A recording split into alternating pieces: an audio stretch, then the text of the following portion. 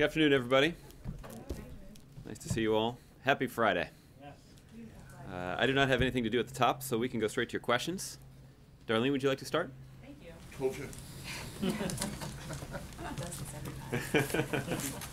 I have a couple of quick ones on the Supreme Court. Can you say whether the White House gave a courtesy heads up to either the Clinton or the Sanders campaign after the president settled on Judge Garland as his nominee? I obviously cannot account for all the phone calls to the White House, but my understanding is that that we had obviously made it a concerted effort to inform members of the United States Senate, particularly those who serve on the Judiciary Committee and those who serve in leadership, prior to the President making a formal announcement. I'm not aware of any plan to give either of the Democratic presidential candidates a heads up. So I feel confident in telling you that they learned about the news from news reports. But your news reports were extensive prior to the President formally making his announcement. Secondly, would the President withdraw Garland's nomination if either Sanders or Clinton win the nomination, are elected in November, and ask him to withdraw the nomination so they can appoint someone more to their liking? Yeah. Your colleague John Carl asked about this on Wednesday, and I'll repeat what I said then, which is that the President believes strongly that Chief Judge Garland is the right person for this job. This is a substantial responsibility that that President Obama has asked Chief Judge Garland to take on. A lifetime appointment to the highest court in the land is significant, and but again, Chief Judge Garland has demonstrated a commitment to the rule of law and an understanding that a judge's responsibilities are to interpret the law, not to advance a political agenda. That is why Chief Judge Garland has been described by Republicans as a consensus nominee. Chief Judge Garland has more federal judiciary experience than any other Supreme Court nominee in American history. The President is proud to have nominated him, and the President will stand by him and urge the United States Senate to confirm him promptly. There's no good reason that anybody can articulate that that the Senate should delay consideration of his nomination until the lame duck. That would be irresponsible. Senator Lindsey Graham described it as unprecedented, and it shouldn't happen. And it's not the right thing for the country, and it would represent an escalation of partisan politics when it comes to a branch of government that we actually go to great lengths to try to protect from partisan politics. So is that a no? That is the President stands by his nominee and believes that the Senate should confirm him as soon as possible. And I cannot imagine a scenario where the President would withdraw his support from his nominee. Secondly, this week is Sunshine Week, and would you comment on the administration apparently setting a record for the number of times it told people, citizens, journalists, and others that they couldn't find files that were requested under Freedom of Information laws? Yeah. Well, I hadn't seen that statistic. What I can tell you is that this administration has gone to great lengths to make the United States government, and this administration in particular, more transparent than any other. There are a variety of ways to evaluate that.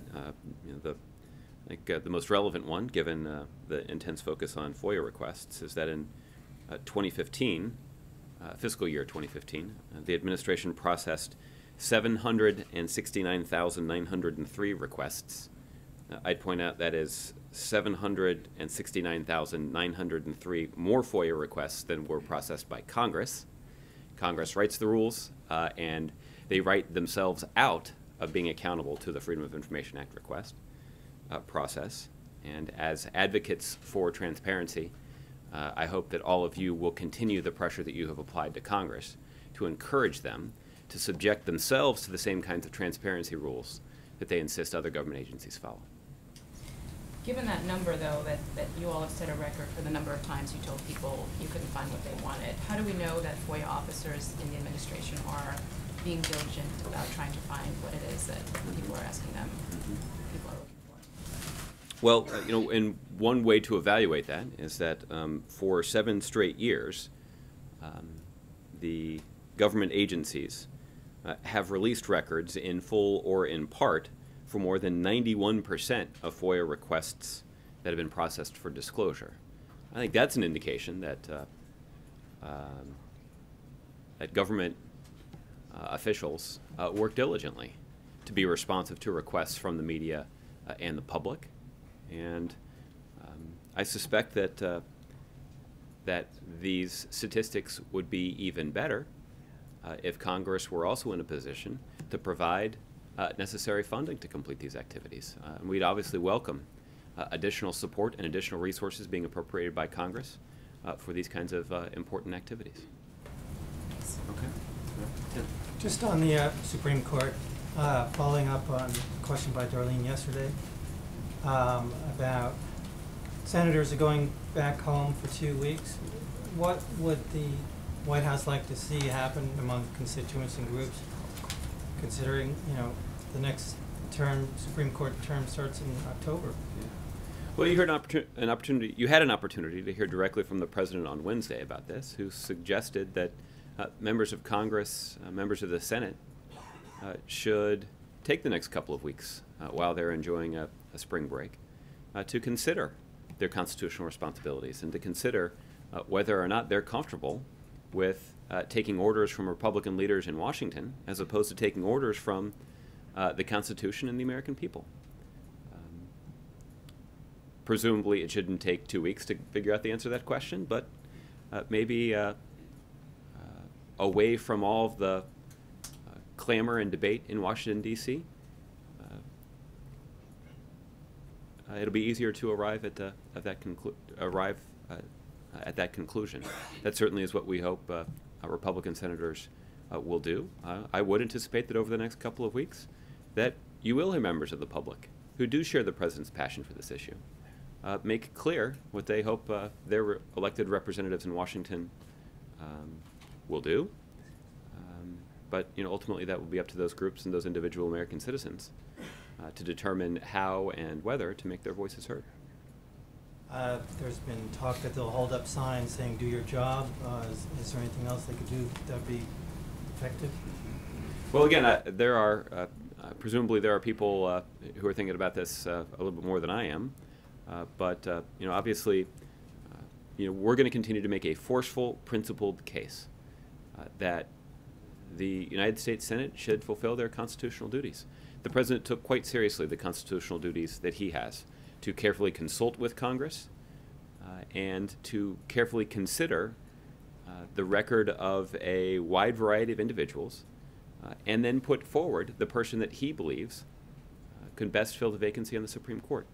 I think by all accounts, the president took that responsibility quite seriously and has nominated somebody that should not be subjected to the kind of political gamesmanship that we're seeing from Republicans right now. The president has put forward somebody that Republicans acknowledge should be on the bench, somebody who would be and is a consensus nominee. And those aren't quotes from ancient history. Those are quotes from earlier in this presidency. So it's time for Republicans to take advantage of this opportunity to put their responsibility to govern ahead of their political calculations. And switching to North Korea, the firing of the first mid-range missile. Does the White House have reaction to this? And there were the new sanctions this week from the White House. Could one argue that sanctions are not effective? Well, let me start by saying that we are aware of reports that North Korea did conduct a couple of launches into the Sea of Japan. The United States, as we always do, is closely monitoring the situation on the Korean Peninsula. Launches using ballistic missile technology are a clear violation of multiple UN Security Council resolutions. North Korea should refrain from actions that further raise tensions in the region and focus instead on taking concrete steps toward fulfilling its international commitments and obligations. As you point out, the United States has worked assiduously with the international community to apply additional pressure and to further isolate an already deeply isolated country in North Korea. That includes imposing on North Korea sanctions that go beyond any other go beyond sanctions that had previously been imposed on the country. And I guess the other way you could argue this is that North Korea is feeling that pressure. They're feeling that isolation, and they are acting out against it. At some point, we hope that they will channel that anxiety in the direction of coming into compliance with generally accepted international commitments and obligations. If they do, that is the path back toward greater integration with the international community, greater integration with the international economy. That certainly would be good for the North Korean people. And that's the case that we'll make to the North Koreans. The good news is the United States is not the only country that's making that case. We've got support from the Chinese, the Russians, and our allies in South Korea and Japan, all making that case. And that serves to illustrate just how isolated North Korea is, but it will be up to them to decide if they're going to change their strategy. We'll move around a little bit. Tolu. Apparently police in Brussels have conducted some raids and they may have shot one of the Paris attackers. I'm wondering if the White House has been informed about this and if you have any details on that. Well, Tolu, I saw the reports shortly before I came out here. I can tell you that even in the minutes after the Paris attacks back in November, U.S. officials have been in close touch with national security and law enforcement officials in France and Belgium as they take steps to try to protect their country. The United States obviously has significant resources and significant capabilities, and we have used them to assist the French and the Belgians as they have conducted investigations into the attacks and as they've taken steps to try to safeguard their country. So we're going to continue to stay in close touch with them on this. I don't know at this point whether or not the President has been briefed, but I'm confident that he will get an update from his national security team on these latest developments today. I also wanted to ask you about a letter sent by Senator Sanders about the Pfizer inversion deal. He's asking the Treasury Department to basically create new rules to shut that down. Does the White House have any reaction to Senator Sanders sort of saying that the Treasury Department should be more aggressive and act more aggressively to stop this deal from happening? Well, Tolu, I can't comment on any specific private financial transaction. I will just say as a general matter that this administration now for years has been urging Congress to take steps to close the inversions loophole that essentially allows large businesses to essentially renounce their American citizenship and execute a financial transaction that allows them to avoid at least some, if not all, of the taxes that they pay here in the United States. That's unfair.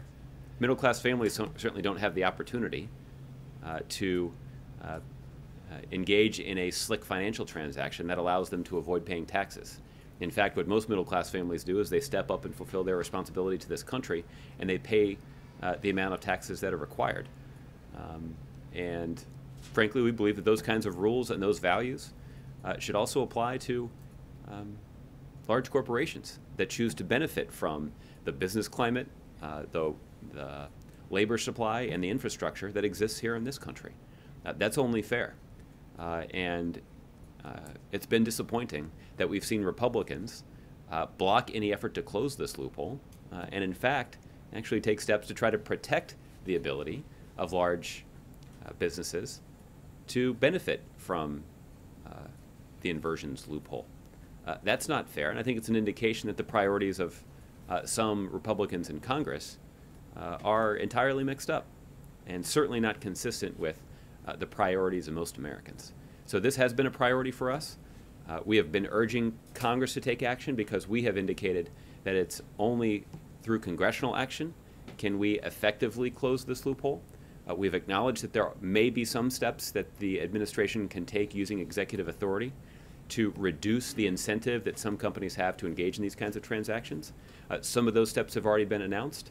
There may be additional steps that can be taken, but obviously the Treasury Department and Secretary Liu would be the one to decide how and when to move forward with those steps. But he certainly understands that this is a priority that President Obama has articulated, and in fact, you've heard Secretary Liu himself say that it's a personal priority of his. So this has our attention. and this is something that the Treasury Department continues to work on. You called it a slick financial transaction. In the letter, Senator Sanders called it a scam. Do you agree that it's a scam? Would you go that far as using that language? Well, I think he's referring to a specific private transaction, so I'm not commenting on any specific transaction. I'm just talking about this general strategy that we have seen some businesses engage in, and it's entirely unfair, and it is the kind of financial maneuver that indicates that the system isn't fair, primarily because it's not the kind of benefit that is available to middle-class families. And it does allow businesses to continue to remain in the United States and benefit from our favorable business climate, our ample supply of highly skilled and highly motivated workers, and benefit from the infrastructure in this country that's paid for by taxpayer dollars. But yet they're not contributing to the improvement of our country. And that's not fair. It's unjust. Congress should act. It's unfortunate that Republicans haven't. But we're certainly going to consider additional steps that may be able to be taken to reduce the incentive that some companies have to engage in these transactions. There's one on the Supreme Court. Let's say that the Senate goes on their recess and then they come back and they have a change of heart and they decide they want to do hearings. If they do that... That'd be good news. And let's say they do that and they decide that for whatever reason a Republican-led Senate does not want to confirm this nominee for a principal reason, based on his record, based on just the fact that they think it should be something decided in the election. If they do that, do you still think you have enough time to have another nomination like what we had with Mr. Bork back in 1987, or would that end it? Would that end the conversation and basically allow the election to decide?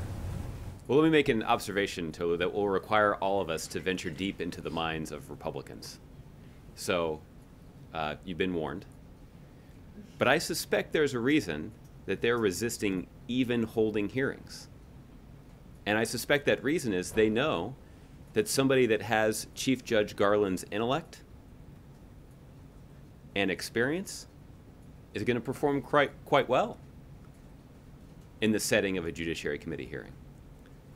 There's a reason that they don't want to have him in public, under oath, on camera, asking questions.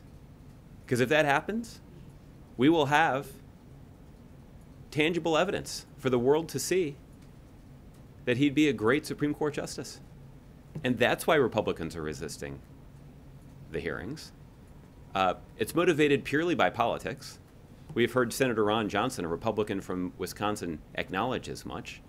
He has acknowledged that Republicans are treating President Obama's nominee to the Supreme Court differently than they would a nominee put forward by a Republican president. So this doesn't have anything to do with principle. It doesn't have anything to do with the Constitution. It doesn't have anything to do with Chief Judge Garland. It has everything to do with the fact that Republicans are concerned about the fact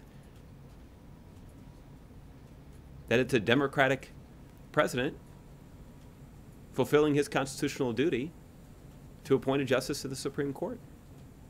That's not the way the system's supposed to work. In fact, our system is supposed to work to prevent that kind of political calculation being made around appointments to the Supreme Court.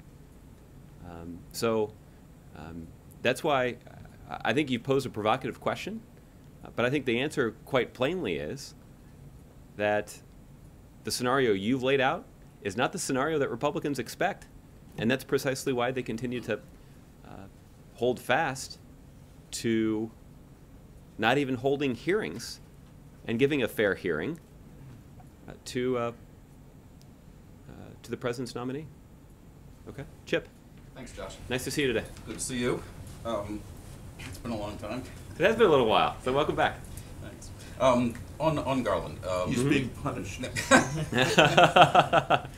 On Garland, you said yesterday, and I'm sure you've said before, that there is no deal. That if if a Democrat were elected in November, there's no deal that they'll come in and pass Garland confirm Garland in a lame duck session. That's but right. have there been any discussions? Have there been any communications at all from Republicans even raising that idea with the White House? Well, not that I'm aware of. There are obviously extensive consultations that took place in advance of the president making this decision, and we've been in frequent touch with members of Congress as well. So I guess you'd have to ask individual Republican senators if this is something that they have floated with us. But I can tell you that with a lot of confidence that everybody who works here in the White House believes that Chief Judge Garland and his nomination should not be delayed to the lame duck. There's no excuse for that. First of all, it's not as if the Senate's doing a bunch of important business now. We spent a lot of time talking about how the Senate hasn't really done anything all year. So they can't really complain that they've got some other crowded agenda that they have to get through. The fact of the matter is, even if they did, they'd be hard-pressed to make the case that somehow this wasn't as important as other things that they were considering. The other thing I will say is that the average time that a Supreme Court nominee has had to wait for their confirmation is 67 days. So I guess the last point I would make about this is that if for some reason Republicans actually are concerned that they have a whole bunch of other things that they need to do, then why don't they go ahead and quickly fulfill their constitutional duties here, take care of this business in the next 2 months, and let's move on to the other pressing items that they claim to be focused on. Can I ask you a question about Cuba? Mm-hmm. I'm wondering if there's any kind of update on planning for meeting with dissidents. Have there been any objections from Cuba on people the president wants to meet with? And is this a negotiation? It's we'd like to meet with this person, and then they push back, or is it just kind of my way or the highway? The president's saying, I want to meet with these people, and I'm going to do that. Yeah. The president's the list of people invited to meet with the president in Cuba is non-negotiable. The White House and the president will be determining who he meets with. I would not be surprised if there might be people on that list that the Cuban government would prefer that we not meet with. And I don't know whether or not they've raised those concerns or not. But I can tell you that the president is going to move forward and host meetings and have a conversation about human rights with the people that he chooses to meet with. And that's how this will move forward, and we'll have some names that we can share with you about who the president meets with on the trip. And we'll also have an opportunity for the press pool that accompanies the president in Cuba to at least get a photograph of the meeting. Will that list of people include people who are currently in prison? And has there been an increase in the number of human rights activists detained since the president announced he was going? I haven't seen the list of the people that the president will meet with, and so I'm not able to vouch for the status of those people. But we certainly are expecting the president to have the opportunity to meet with everybody who is invited and chooses to come. As it relates to the broader climate on the island of Cuba when it comes to human rights, we have seen reports that there have been political prisoners in recent days that have been released. That certainly is what we've been urging the Castro government to do, and we're going to continue to advocate for that. This is... But there are some groups that claim that while they are releasing some people, they're detaining others at the same time. And overall, in fact, there's an uptick. Yeah. Well, I think what we've seen for the last 50 or 60 years is the Cuban government wantonly detaining people who have objections or who have publicly criticized the Cuban government. And I guess the question all along is, well, what should the United States do about it? And for more than 50 years, we tried a strategy of saying, well, why don't we just try to ignore the Cubans and see if they change their mind on their own? Not surprisingly, that strategy didn't really work very well. So we're trying a new approach. And our approach now is that the President of the United States is going to get on Air Force One. He's going to fly to Havana, Cuba, and he is going to sit down with the leader of Cuba and say, you need to do a better job of protecting the human rights of your people. He's going to give a speech to the Cuban population, to the Cuban people, one that will be carried on TV, according to the Cuban government, where the president will advocate for better respect for human rights. And the president, while he's in Cuba, will sit down in a meeting that all of you will have an opportunity to at least see part of, and visit with people who have previously been victimized by the government and encourage them to continue to fight for the kinds of universal human rights that we deeply cherish in this country. That is effective advocacy for American values. That is effective advocacy for the kinds of principles that we cherish in this country and in our government. And it is, by the way, an approach that is strongly supported by the vast majority of the Cuban people. Ron. Specifically, there's a man named Carlos Amel Oliva who reportedly met with Ben Rhodes a couple of days ago and then went back to Cuba and was arrested and detained. Is that true? I'm not aware of those reports. We can look into that for you and see if we can get you an answer. I think it happened on the 14th or so, and Okay. literally within days of going back, he was arrested. This list, and it's non-negotiable. How does that? I don't understand how that works. You just, and you didn't answer Chip's question, I think, about whether some of the people that the president wants to meet are in fact in jail now. Yeah. Why would he not want to meet people who are in jail, people who are in the worst of circumstances? Well, once we have a list that I've seen, I can be in a better position to describe to you the status of those individuals and why those individuals ended up on a list to meet with the President of the United States. Obviously, there are plenty of people that the President would be interested in having a conversation with, but just for as a practical matter and for the purposes of a useful conversation, we're not going to have hundreds of people in the room, but we'll have an opportunity for the President to visit with a small representative group of leading advocates for human rights in Cuba, and we'll be able to talk about why those people were chosen once we've made public who's been chosen. So you can't say anything about how this process has happened, what the criteria are, what groups have been consulted to try and form the list? Yeah, well, I guess I would point out that this is not a unique engagement for the President to engage in. Whenever the President travels around the world, he looks for opportunities to visit with people, particularly when we're in countries that don't have observed the basic principles of democracy that we cherish in this country. So, when the President's traveled to Burma, he met with opposition figures. There are other places, even in China, where the President has spent time talking to people who are not enthusiastic supporters of their government. So we can. I'll provide you some more. We can provide you some more concrete examples of where the President's done this in other countries. And my point is, we have a process for doing this. And what the President likes to do is to spend time talking to leaders of organizations who are advocating for a more robust civil society. In many cases, that means people who are fighting for the rights of people who are oppressed, who are otherwise considered minorities. There's actually there is one example that's coming to mind. When the President was in Kenya, he hosted this meeting one morning with a group of advocates in Nairobi, and these were individuals who were advocating for a wide variety of causes. In some cases, it was trying to combat wildlife trafficking. And we're looking out for the environment in Kenya.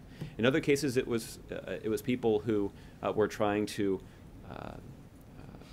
advocate for the rights of certain minority populations, or even a more effective civil society that, in some cases, would be able to more effectively raise their concerns with the government. So this is something that the President does frequently in other countries, and we're going to apply those kinds of principles to putting together this meeting in Cuba. So in all these efforts around the world, has there ever been a circumstance where the President has wanted to see someone and the government has said no?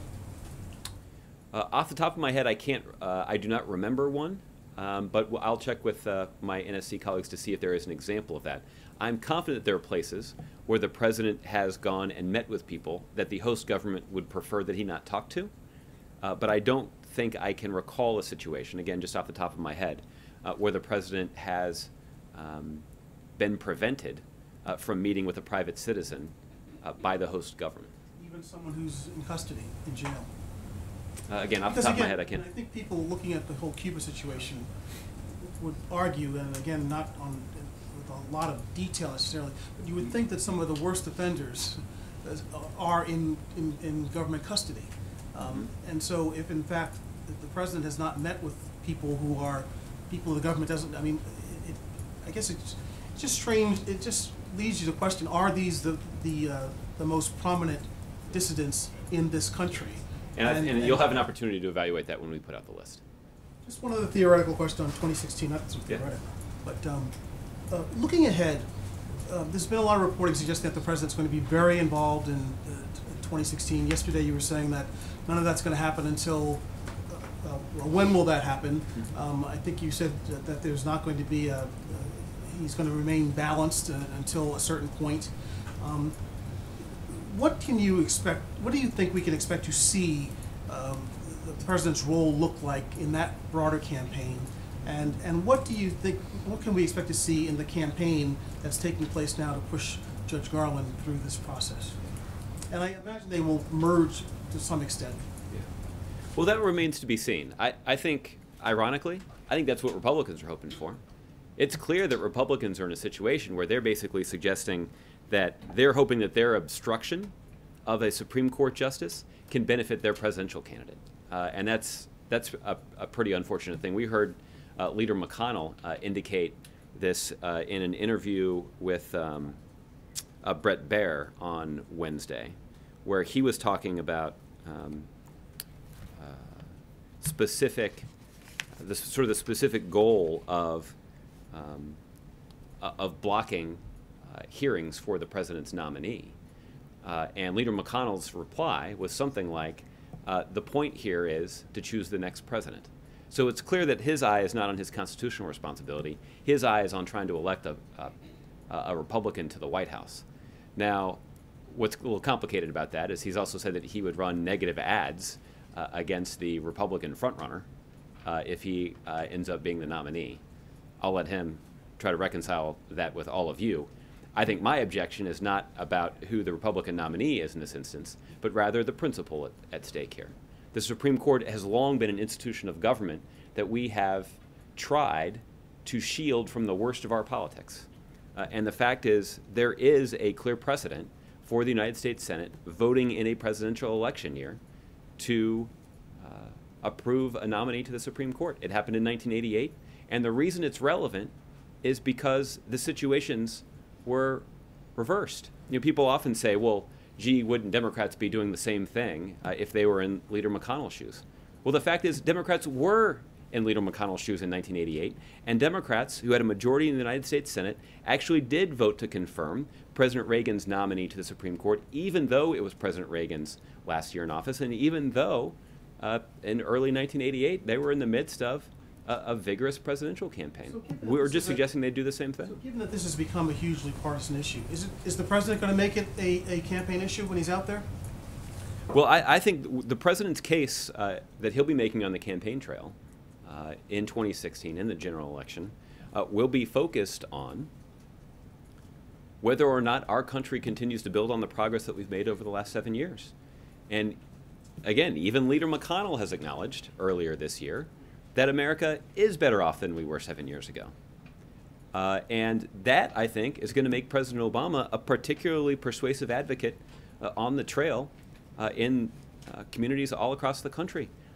Just about any poll you take a look at, President Obama is actually the most popular politician in America. So I think Democrats are going to be pretty enthusiastic about having his support and having him make the case for Democratic leadership in Washington, D.C. Right now, based on the unprecedented partisan obstruction and refusal to govern that Republicans in the Senate have displayed, they're actually making a pretty good case for Democrats, too. Kevin. Thanks, Josh. The New Jersey State Police have launched a campaign warning tourists about dangerous fugitives from U.S. justice, including a pair of cop killers who are living free, apparently, right now in Cuba.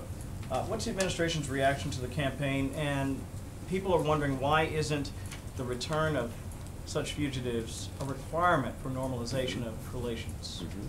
Well, Kevin, it's certainly a priority, and we have raised our concerns with the Cuban government repeatedly that there are fugitives from American justice that have sought safe haven in Cuba, and we are seeking their return. I can tell you that there has already been a law enforcement dialogue established between our two countries to seek the return of these fugitives so they can be brought to justice. This is a priority, and again, I would just make the case some of these fugitives, including the one that I know that police officers in New Jersey are justifiably concerned about, has been in Cuba for a long time, a couple of decades, I think. And the policy that was in place before President Obama announced the change didn't get us anywhere closer to bringing that fugitive back to the United States to face justice. But the President of the United States, because of our normalization policy, has begun a dialogue between law enforcement officials in the United States and Cuba to effect the return of those fugitives. And I'm confident that over the course of the meetings that the President has with the Cuban government, that members of the U.S. delegation will be urging the Cuban government to work with us effectively to secure the return of wanted fugitives who are seeking safe haven in Cuba. Let me ask you about encryption. Senators Feinstein and Burr working on some encryption legislation. I'm sure you're familiar with it. They say it'll force companies to build mandated backdoors, requiring that all data be available to law enforcement in unencrypted form. Now, you may or may not have read it all. However, Senator Feinstein says that she's already provided that to Chief of Staff McDonough, given him a copy of the proposal, and that the White House will ultimately determine its fate. And I'm just wondering, in light of the President's comments at South by Southwest, do you think the White House will support this effort?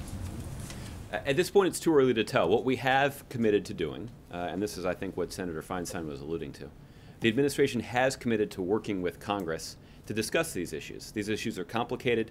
Obviously, they're a top priority to the administration. The President has indicated that he believes in the robust implementation of strong encryption. At the same time, the President has also acknowledged that we need to make sure that our law enforcement and our national security professionals, within the appropriate confines of the law, can do their job to keep us safe.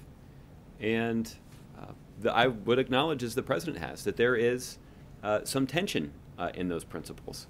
And we need to resolve them. And we need to resolve them in a way that doesn't undermine the basic civil liberties and privacy protections that are critical to our country, and that the President prioritizes. So we'll engage in a conversation with Congress about this, but I will repeat skepticism you've heard me express before. There's a reason to doubt the ability of the dysfunctional Congress, particularly one that's led by Republicans who have refused to embrace their responsibility to govern, that they'd be able to handle and successfully pass legislation that would address this issue. So I'm a little skeptical that Congress is going to be able to handle this effectively, but that's not going to prevent us from engaging with them to try to help them get it right. But I'm not going to be sitting over here holding my breath that they're eventually going to do that this year. But just to follow, you would acknowledge the, as you put it, the tension that a lot of Americans might feel about this notion of backdoors and the ability to essentially break into phones. Left unfettered in the hands of law enforcement or government? No one is suggesting it should be unfettered. Okay. What we're talking about is a set of principles that apply here. And so the tension that I was referring to is the need for the robust implementation of strong encryption. And I think what also is a pretty common sense notion, that our law enforcement officials have tools that are appropriately governed, including by the third branch of government, the judicial branch, so that they can do their job to keep us safe. I think the vast majority of the American people, and I think even a significant number of people who specialize in this field, acknowledge that terrorists and criminals and child pornographers shouldn't have a safe haven in cyberspace. We need to find a way that we can protect the country, protect our kids, while at the same time protecting privacy that ensures effective commerce, that ensures that individual citizens don't get hacked, that ensures that our adversaries around the world that could potentially try to disrupt operations in the United States are not able to do so. So this is complicated, and it's made only more complicated by the fact that this is a dynamic environment. Technology is always changing, and we're seeing innovation move forward. All of that's a good thing. We certainly don't want to do something that's going to stifle innovation, but we do want to make sure that we have an appropriate policy that strikes the right balance between these two critically important principles. Just a couple more. A source familiar with negotiations to get Ben and Security Advisor Rice to testify before the Select Committee on Benghazi have announced, or rather have reported, that originally the White House declined their request. Fox News has also learned that Chairman Gowdy personally negotiated appearances for a meeting with Mr. Rhodes and Ms. Rice and members of the White House Counsel's Office in Charlotte back in late January. I'm curious if you are familiar with that and whether or not they actually did have conversations during that time. Well, I will just say as a general matter that the White House and the administration has, despite what Republicans acknowledge is the pure political motivation of that committee, has sought to cooperate with them only because they're a co-equal branch of government. But we had the second highest ranking Republican in the House of Representatives acknowledge that this committee was formed and motivated specifically at driving down Hillary Clinton's poll numbers. In spite of that, we have cooperated with them repeatedly and provided them access to senior administration officials and access to thousands of pages of documents and emails and other materials that could be relevant to their investigation. But the fact is, this is an investigation that's been going on longer than the investigations into 9/11 and the Kennedy assassination. And it is purely politically motivated, and they have not arrived at a different conclusion than the 7 other Republican-led committees that have looked into this and found that, frankly, that what happened in Benghazi was a tragedy and something that shouldn't be subjected to partisan politics. Last one. What's the #1 goal for the president? If he were talking to you privately or to the American people publicly, his main goal for this trip to Havana is what?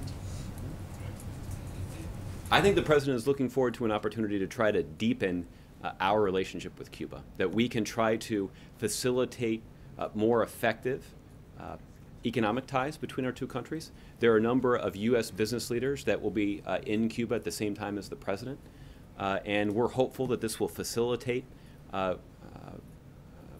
more robust economic ties. The reason for that is simple. It certainly would expand economic opportunity on the island of Cuba in a way that could bring about some reforms to their economy and to their government that would be good. But it also would expand economic opportunity back here in the United States. If American farmers have more markets that they can sell to in Cuba, that certainly is going to be good for growing our economy. That's just one example. There's a reason that that over at the Chamber of Commerce here, just on the other side of the park here, they're not typically enthusiastic advocates of policies advanced by the Obama administration, but they sure are enthusiastic about this one because they recognize that there's an important economic opportunity here that is going to be good for the U.S. economy. But I don't think our goals are only economic. I think the president is looking to send a clear signal to citizens in Cuba, to citizens in the United States, and frankly to citizens throughout the Western Hemisphere, that the United States is taking the appropriate steps to begin to normalize our relations with Cuba. And there are surely more issues that we have to work through, including this issue related to criminal fugitives. But by deepening those ties and solidifying our efforts to normalize relations between our two countries, we can bring about the kind of change that we have long sought on the island nation of Cuba, and we can do it in a way that ends up being good for the American people and for the American economy. Okay? Michelle. So now that the Belgian government has confirmed that they have captured Abdeslam, what can you say about the U.S.'s role in this operation today? Did the U.S. play some role? Michelle, I can tell you that the United States intelligence officials and other national security officials have been working closely with French and Belgian national security officials since November to help officials in those countries safeguard their country, to track down the perpetrators of the terrible terrorist incident that occurred back in November. Obviously, the United States has deep ties to our allies across Europe, but that's particularly true when it comes to France and Belgium. And the United States does have unique capabilities that we can use. And we have shared with them a lot of information and expertise. I know that they have found that to be useful as they have conducted this investigation and taken other steps to protect their two countries. So we obviously stand with them as they confront this threat. So since that working together has been so close, is it accurate to say that the U.S. worked closely with those authorities in this particular operation?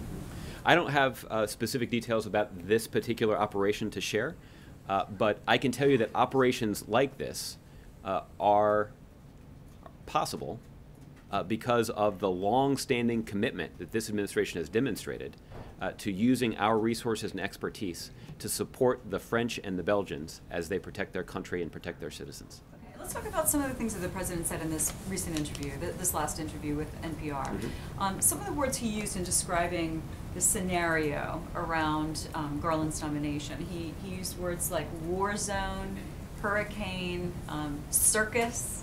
That was more the politics. I mean, this is the same president who a couple of weeks ago, during a bilateral meeting, said that he understands the political pressures that Republicans are under. He sympathizes with them. I mean, it's somebody who has gone with a filibuster in the past. So, describing this as a war zone, what is that reflecting? I mean, it just doesn't really gel with him saying he had sympathy for what was going on a couple of weeks ago. Is he more frustrated now, or is it accurate to say that this is a war zone? Well, Michelle, I don't think the president has ever had sympathy for the Republican position that the president's nominee doesn't deserve a fair hearing and a timely yes or no vote. The president doesn't have any sympathy with that position. This is a clear constitutional responsibility. It is a responsibility that every Congress since 1875 has fulfilled, which is that every Congress has given a president's Supreme Court nominee a hearing and or a vote. And what Republicans are vowing to do is unprecedented. And nobody should have sympathy for that position. And I think that is why you have seen an onslaught, another colorful word, of editorials from newspapers all across the country being harshly critical of the partisan political tactics of Republican senators who are refusing to fulfill their constitutional duty. I think what the president does have sympathy for is that those who are most deeply engaged in the politics of all of this, the people who have succeeded in ramping up the stakes of the politics in judicial confirmation battles, are going to be applying pressure to Republicans to put politics ahead of their constitutional duty. He understands that it's probably not fun for Republicans to be on the receiving end of strident Republican partisans who are suggesting that they should ignore their constitutional duties and just focus on the politics. But that's not what they were elected to do. So the president has sympathy for the fact that getting all those angry phone calls and letters is probably a little uncomfortable. But nobody forced them to take this job. This is the job they signed up for. And on their first day on the job, every single one of them put their hand on a religious scripture of one sort or another, raised their right hand, and took an oath. And that oath included a commitment, a sworn obligation to follow the Constitution. And unfortunately, right now, too many Republicans are refusing to do that. Calling it a war zone, though, does that just add fuel to the fire? I mean, does the president really view this as a battle that could be called a war zone? I think the president was using a metaphor. I don't think he's. Well, we understand that. Okay. I mean, Well, we haven't seen any bullets or anything. Well, I think when Mr. Trump promises to host riots, he's not speaking metaphorically. So it's a rather unique environment that we're operating in here, so I thought I'd just clarify. But I do think that the president understands that there will be partisans on both sides who are going to be injecting themselves into the debate. And so the real question is, how are senators going to respond to that? Right now, we're seeing Republican senators respond to that by siding with their partisans over the Constitution, and I think that's why they've been subjected to such widespread criticism. Yeah, the president also this week said that taking this tack could lead to an endless tit for tat in these nominations. So by saying that, isn't he essentially saying that it's going to cause Democrats to do the same thing, but he's also decrying the philosophy behind this? But it seemed like he was saying, well, Democrats would then do this too. I think it's certainly possible. I think we all know that. This is the shame of the whole thing, Michelle, is we have seen, Republicans like to say, well, what if the shoe were on the other foot? The shoe was on the other foot in 1988. You did have a Republican president who was advocating for the United States Senate to confirm his nominee in his last year in office. And you had a Democratic majority listening to that Republican president and actually following through. They held a vote in President Reagan's last year in office, and many Democrats, including Vice President Biden, actually voted for Justice Kennedy. They set partisan politics aside. They set aside the fact that it was President Reagan's last year, and they actually lived up to their constitutional duty. We believe Republicans should do the same thing. Now, how would this lead to a tit for tat, though? I mean, it seemed like the president was saying that this is going to keep happening on both sides. And when, you know, he doesn't believe in, it's like he's hitting Republicans for doing this and saying that this is a Republican thing that would happen. But he's also saying that this would lead to a tit for tat, is how he described it. Well, I think the point that the president is making is, on what basis, if Republicans follow through on this threat, that they acknowledge is unprecedented, and that they acknowledge is being pursued for purely political reasons. That is not a claim that I or the president is making. That is what Ron Johnson, the Republican senator from Wisconsin, acknowledged. With the president threatening back by No, saying... no, because the president's not going to be in office in 10 months, and the president doesn't plan to run for the Senate again. But this is what the president is saying. What possible argument could Republican senators make that Democratic senators should consider a nominee put forward by a Republican president? I don't know what it would be. The argument that they're making is that they're blocking Barack Obama's nominee because Barack Obama is a Democrat. Got it. And so that's the case. So, but there's one other aspect of this that's important, I think was relevant to your question, which is, this is sort of the debate that we had, for the last 4 or 5 weeks before the president put forward a nominee. And so I think even I have to remind myself, the president has now put forward a nominee. And he's put forward a nominee that even Republicans describe as a consensus nominee. Somebody that even Republicans acknowledge belongs on the bench. Somebody who is voted to the second highest court in the land and confirmed in that role by 7 Republican senators who are still in the United States Senate. So I think you could actually make a strong case that the president actually has fulfilled his constitutional duty to appoint the right person for the job. He also has taken the kind of step that should be viewed, and I think has been viewed by many of you, as an attempt at de-escalation. The president has appointed somebody that should be easy for Republicans to support. Somebody that Republicans have previously supported in the past, somebody that Republicans have advocated for in the past, and unfortunately, Republicans haven't changed their partisan position. So it sounds like now you're saying that the right person at the job means is indistinguishable from a consensus candidate, that was the overriding principle. And it sounded like that's what the president was saying in this interview, too. That's not what I'm saying, and I don't think it's what the president was saying either. I think what the president believes that Chief Judge Garland is the right person for the job because he has more experience in the federal judiciary than any Supreme Court nominee in history.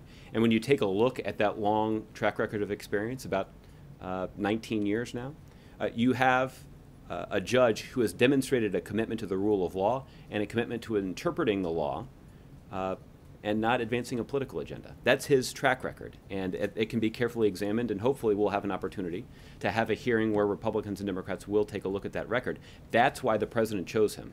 At the same time, by choosing him and by choosing somebody who Republicans have acknowledged is a consensus nominee and somebody who belongs on the court, we've also made it easier for Republicans to fulfill their constitutional duties in a way that doesn't really require them to compromise.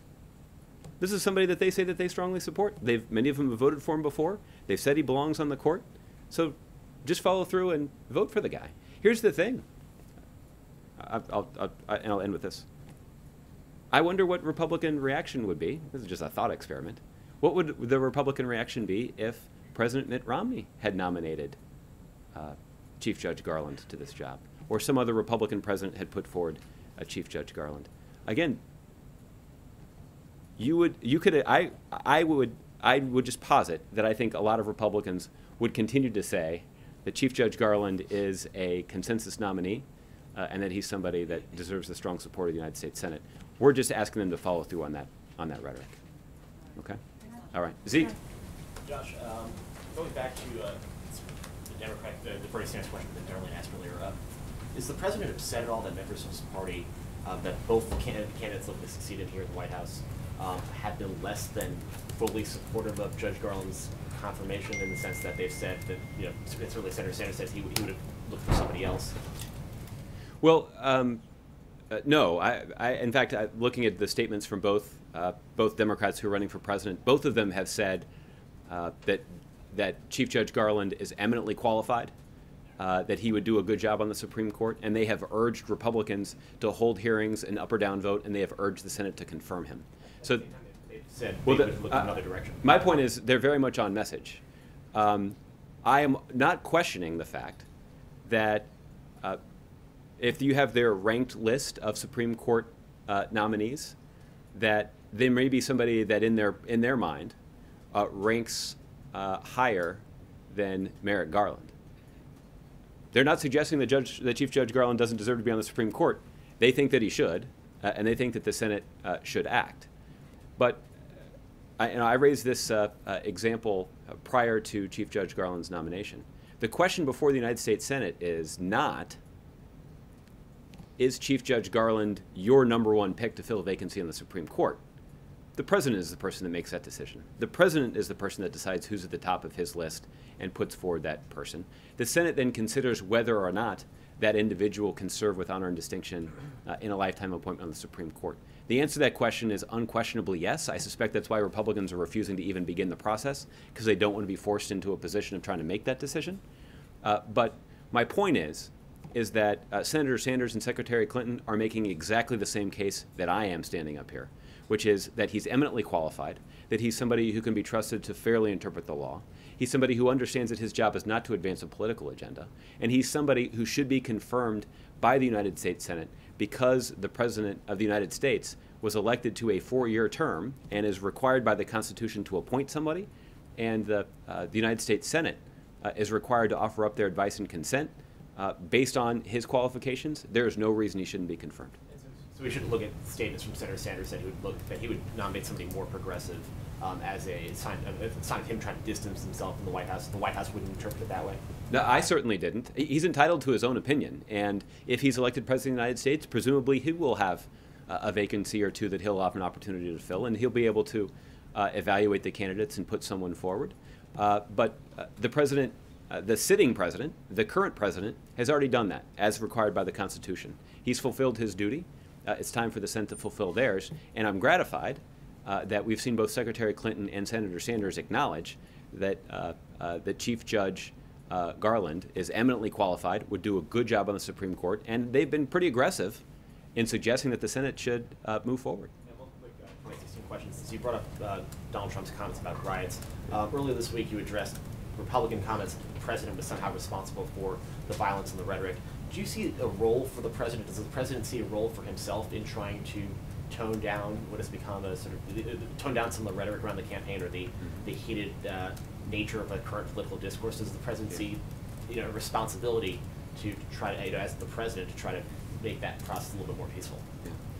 I think the president has acknowledged that he has this responsibility, and I think as recently as his remarks at the St. Patrick's Day celebration on Capitol Hill on Tuesday were an indication that he intends to embrace that responsibility.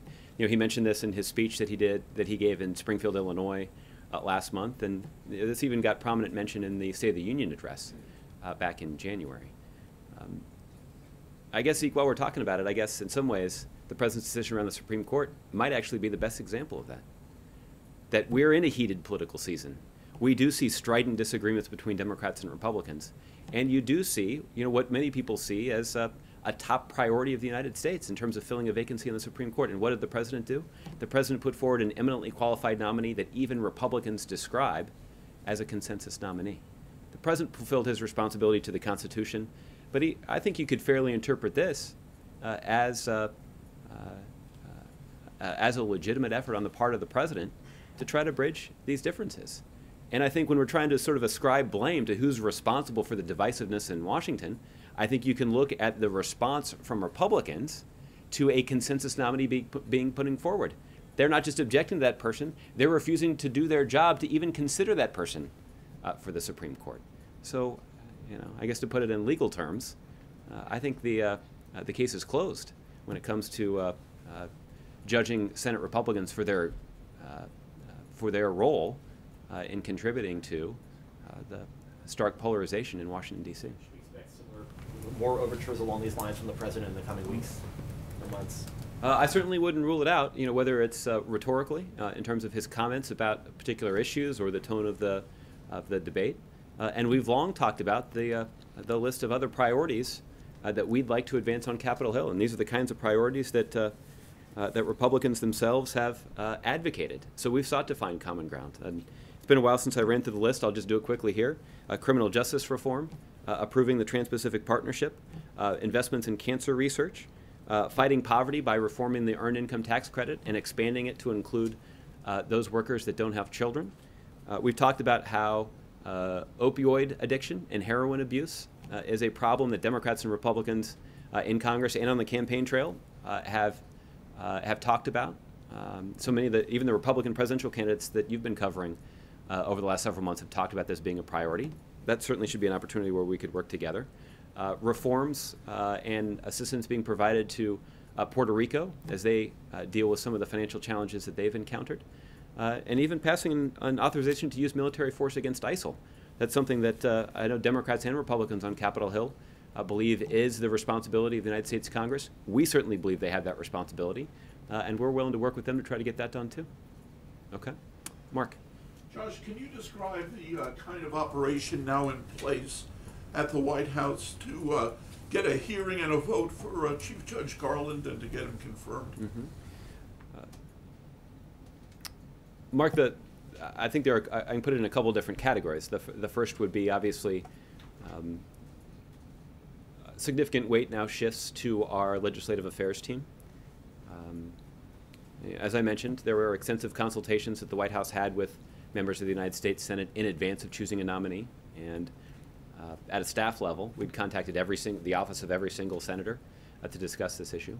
But in some ways, there will be even more robust conversations now that we've chosen a nominee about trying to set up individual private meetings with individual members of the United States Senate, trying to be responsive to questions that individual senators have about Chief Judge Garland's record. And so that will require a lot of administrative work, just handling all of that communication. We certainly take seriously the Senate's role to offer their advice and consent in this matter.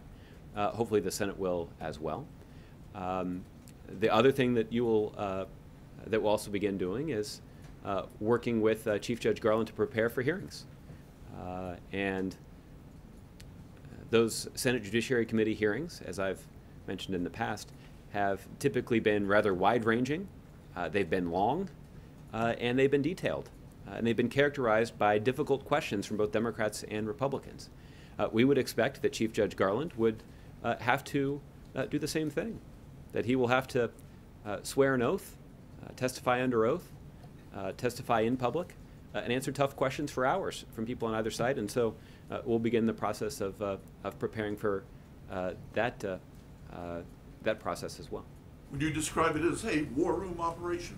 I wouldn't describe it that way at this point. Maybe it will have to evolve into that at some point. But you know, right now it is an operation that's focused on outreach to Capitol Hill and on preparing Chief Judge Garland for what should be serious, robust Judiciary Committee hearings. Is President Obama using his weekly address tomorrow about the nomination or about Cuba?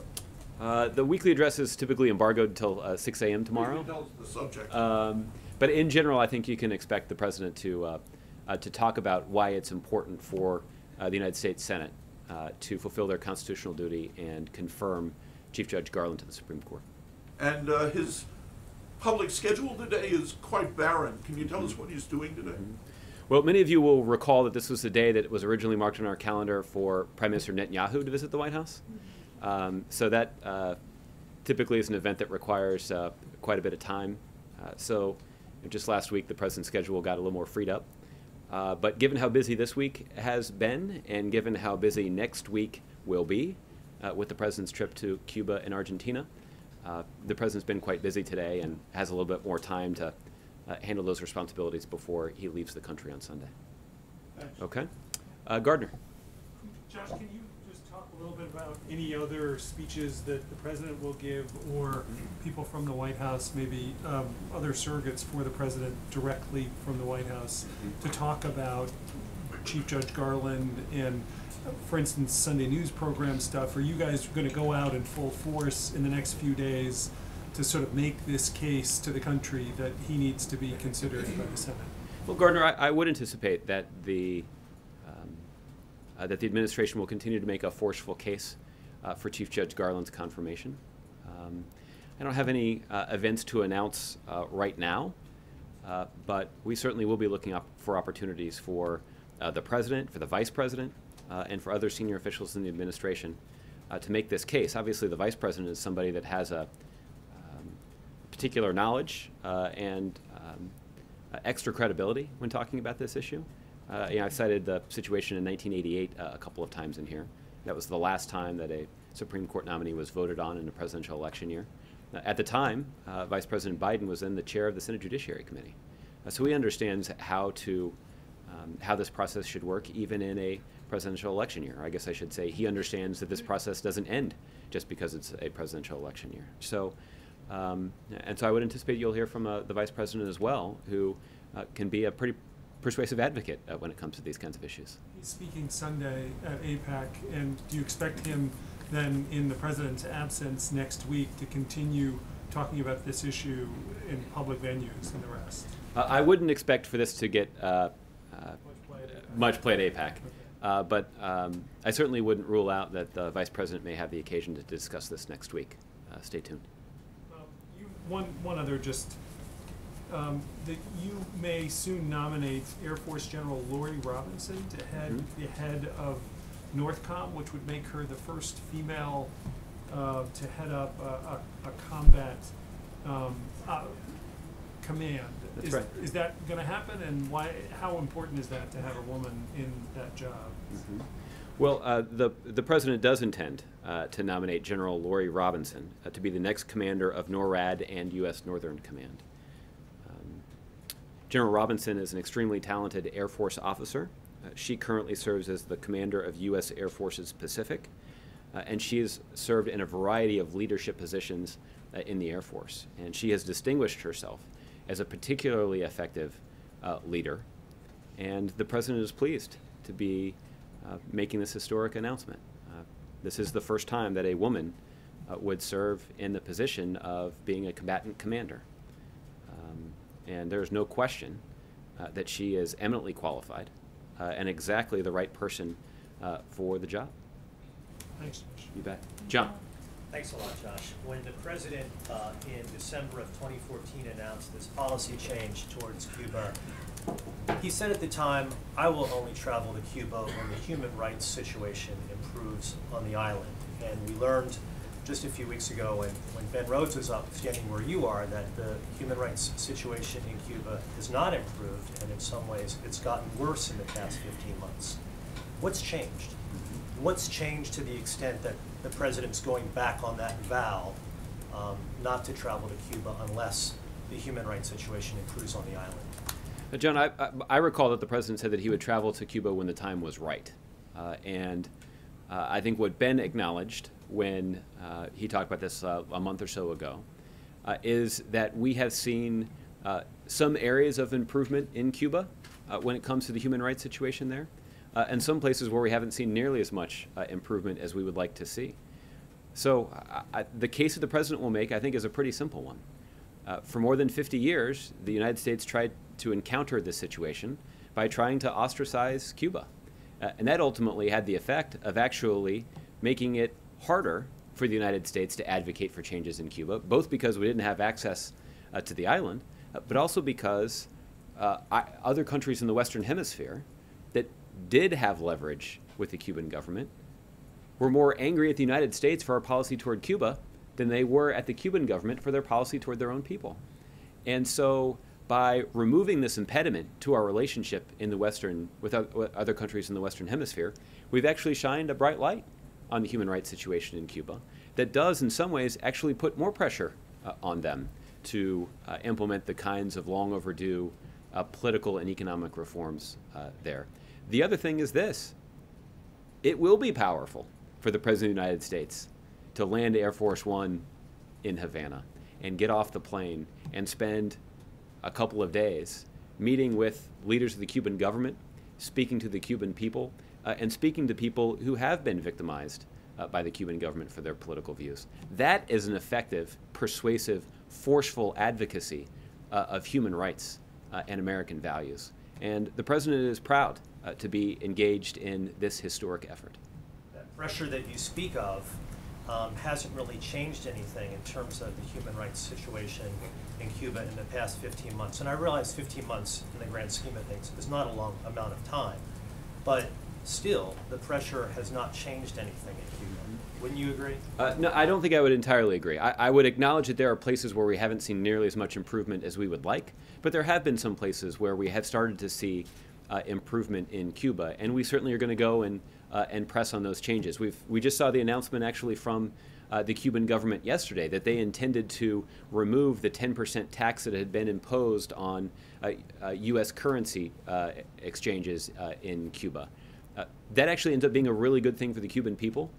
You'll recall that early in his presidency in 2009, the president loosened up the restrictions that were placed on remittances. These are payments from individuals in the United States to citizens in Cuba. Typically, when people in Cuba would receive those remittances, they would have to change the dollars into euro, and the government would apply a 10% tax to those exchanges. But that's something that the Cuban government has now committed to removing.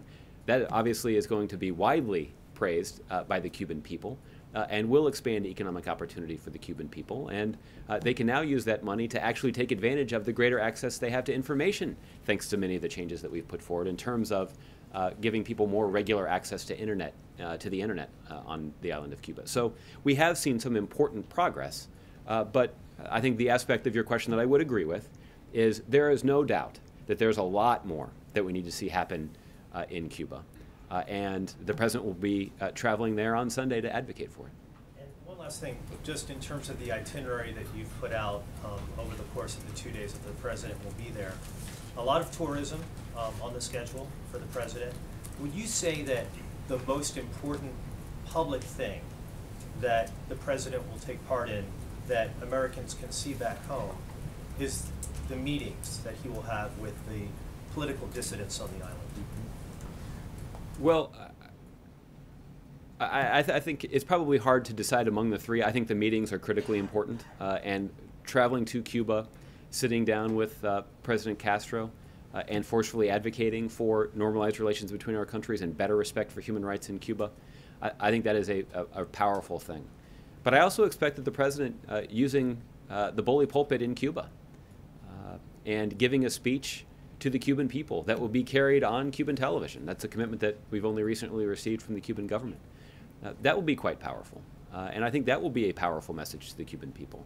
That will be effective in advancing our proposed reforms. And just the pure symbolism of the president sitting down with political dissidents inside of Cuba, that's quite powerful too. If you consider that these are individuals who for decades have been persecuted by the government solely because of their political views. In some cases, these are individuals who have made great personal sacrifices. They've spent extended periods of time in jail, for example. I think the symbolism of the president sitting down with them in their home country and showing support for their cause will be a really powerful thing. I think both in real terms, but symbolically as well, too. Okay? Sarah. Thanks, Josh. Given what you said about you not being able to see a scenario in which the president would drop his support of Chief Judge Garland, would that support continue beyond Obama's presidency? Would he recommend to a successor, especially a Democratic successor, that they also nominate him if he has not been voted onto the court by that point? Well, President Obama certainly believes that Chief Judge Garland should be on the court, and it would be a real tragedy for him to be denied that position purely because of the president's political affiliation. And that ultimately is what it is. It has nothing to do with principle, has nothing to do with the Constitution, has nothing to do with Chief Judge Garland. The Republican obstructionism is motivated entirely by the fact that the President of the United States is a Democrat. I think that if, however, that situation comes to pass, and I sure hope it won't, but if it did, I think you could expect that the President would say, and continue to believe, that Chief Judge Garland should be on the Supreme Court. At the same time, I think President Obama would acknowledge that the new president would be the person who has the constitutional duty to try again to fill that vacancy on the Supreme Court. You're saying he might offer that advice to the next president? I think the president would wholeheartedly recommend that the next president, Democrat or Republican, give careful consideration to Chief Judge Garland's as the person to fill a vacancy on the Supreme Court. There's no doubt about that. Will the president do an interview with Radio or TV Marti ahead of his trip or during his trip to Cuba? I don't believe that is planned for the itinerary, but if that comes to pass, we'll let you know. Okay, John. On Cuba, does the president believe that his trip there legitimizes the Castro regime? I think the president believes that his trip there will actually seek to advance the kinds of political and economic reforms that are long overdue on the island nation of Cuba.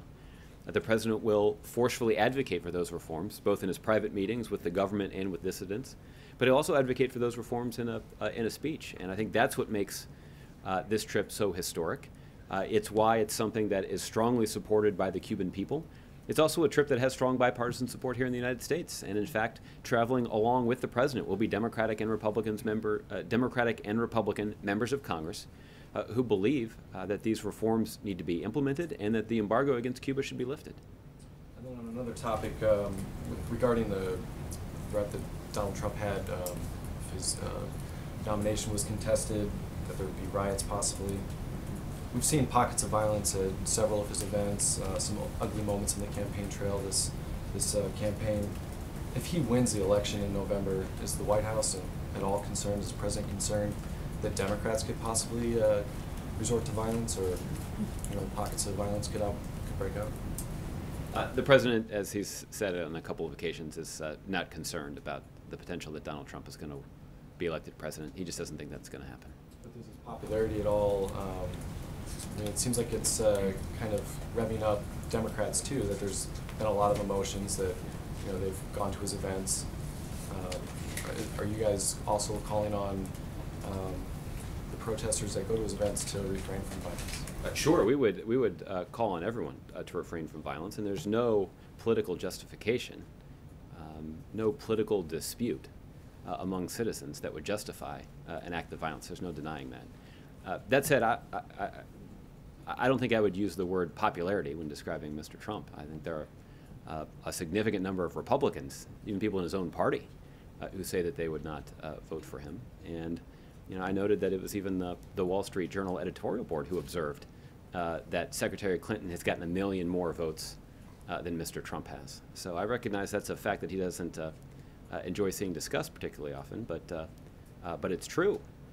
And it is why the president will be a forceful advocate of, in support of a Democratic nominee who emerges, because the stakes of the next election will be significant, and the president will have a forceful case to make that the values and priorities that have been championed by Democrats on the campaign trail are critically important to the future success of our country, particularly in comparison to the rhetoric and values that are being espoused by a variety of Republican candidates, not just one.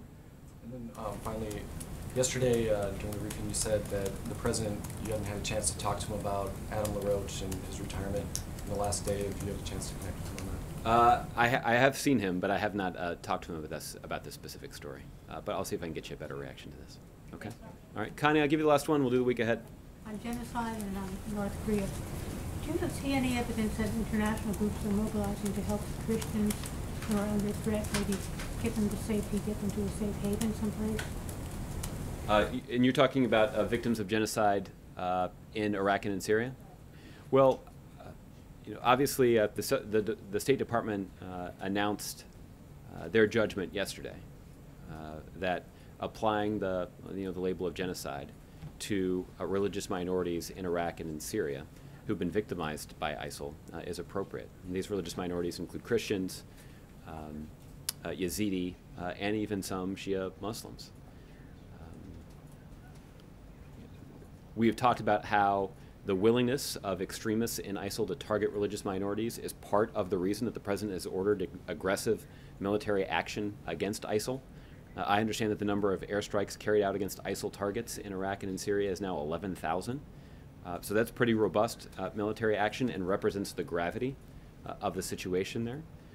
But I am reminded that we did see that United States House of Representatives come forward in bipartisan fashion and pass a resolution urging that the genocide label be applied in this situation. And I observed that the passage of that resolution would not have much of an impact on our decision making. But it does beg a question. It does beg the question about what exactly Congress is doing about it. They're passing resolutions, making a political statement, not necessarily a political statement that we disagree with, obviously, but there's more that they could be doing. They could certainly be, for example, giving the U.S. government more resources to help those who are fleeing genocide. Let's see Democrats and Republicans in Congress actually step up and say they understand how important the genocide label is and ensure that the United States can play our rightful role in protecting people who are fleeing genocide in their home countries. And there was a pretty nasty political debate about this issue of taking in refugees. And maybe this will start to change the tone and tenor of that debate in the United States Congress. North Korea, do you see any evidence that they're interested in a prisoner swap for humanitarian reasons? I don't have a whole lot more I can say about the situation in North Korea. Obviously, the safe return of American citizens who are being unjustly held overseas is a top priority, and we believe that's exactly the situation in North Korea. And we are hopeful that the North Korean government will grant a special amnesty to the U.S. citizen that's being detained there. Okay, I'll do the week ahead. I think most of you know this, so I'll just do the short version. On Sunday, the first family will depart Washington, D.C. En route to Havana, Cuba. The President and First Lady will meet with staff of the U.S. Embassy in Cuba and participate in a walking tour of Old Havana. On Monday, the President will participate in a wreath-laying ceremony and take a tour of the Jose Marti Memorial. Later in the morning, the President will then take an official photo with President Raul Castro of Cuba and participate in an official welcoming ceremony at the Palace of the Revolution. Afterward, the President will hold a bilateral meeting with President Castro and have an opportunity to deliver statements about that meeting to all of you. In the afternoon, the President will take part in an event focused on entrepreneurship and opportunity for the Cuban people. And then in the evening, and many of the U.S. business leaders who are traveling in Cuba next week will also participate in that event. In the evening, the President and First Lady will attend a state dinner at the Palace of the Revolution. On Tuesday, the... Statements, Josh? I'm sorry? It's just going to be statements after the bilat? There was no story up in the air when they briefed us earlier. The plan at this point is for the two leaders to do statements, but obviously the President typically will take questions from the media after an important meeting like this, and so we'll keep you up to date on those plans. On Tuesday, the President will deliver remarks to the people of Cuba. Later in the morning, the President, and as I mentioned, the Cuban government has committed to airing those remarks on television. Later in the morning, the President will meet with members of civil society, including some political opponents, or at least political dissidents of the Cuban government. Following the President's meeting, the first family will attend a Major League Baseball exhibition game between the Tampa Bay Rays and the Cuban national baseball team. Americans and Cubans share a love of baseball, and this is yet another powerful reminder of the kinship between our peoples, as well as the progress we can achieve when we leverage those natural ties. That afternoon, the first family will depart Havana, Cuba, and travel to Buenos Aires, Argentina, where they will remain overnight. On Wednesday, the President will participate in a bilateral meeting with President Mauricio Macri of Argentina. In the afternoon, the President will participate in a news conference with President Macri. Afterward, the President will participate in a tour and wreath-laying ceremony at the Buenos Aires Metropolitan Cathedral. The President will then meet with staff of the U.S. Embassy to Argentina and hold a town hall with young people to talk about the relationship between the United States and Latin America, and more broadly, the Young Latin American Leaders Initiative. In the evening, the President and First Lady will attend a state dinner hosted by President Macri. On Thursday, the President will travel to the Parque de la Memoria. In the afternoon, the first family will depart Buenos Aires and travel to Bariloche, Argentina. the first family will visit cultural landmarks while in Bariloche.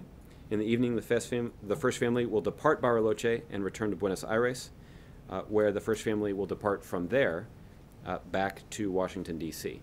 And on Friday, next Friday is Good Friday, the first family will arrive back in Washington, D.C. after an overnight flight. And I do not anticipate that the President will have a public schedule that day.